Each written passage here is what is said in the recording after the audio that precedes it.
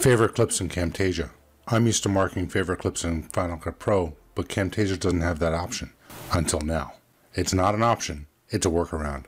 Adding favorite clips to my library. So up here we have a library of our clips that we want to use, and I'm working on a current project for tape measures. I'll link it above so you can see what it looks like. And we have our library of different things we have. Camtasia 1, library 2, and so on. And then I have a library for measuring.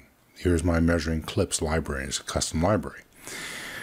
Down here, if we highlight the clip we want, I have it marked here for the beginning of the clip that I want.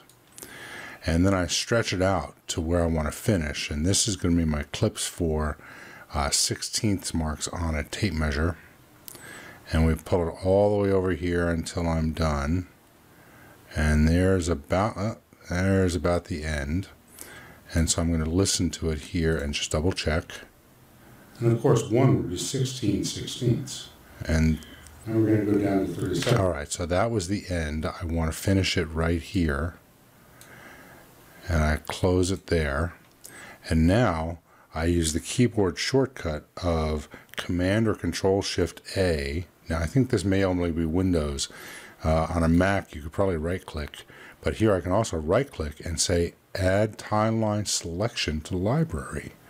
This is pretty cool. So I click that, and now I'm going to mark this. Let's see, this was the 16th.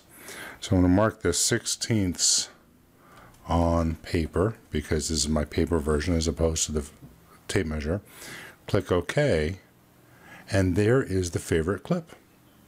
Now in my editing timeline, I can just bring in my clips where I want them, and I don't need anything extra from this timeline. And when I'm done, I'll delete this timeline or remove it because I don't need to lose it. And this is my library of my favorite clips for this project. That's pretty cool. If you want more tips, you know what to do. Subscribe and like.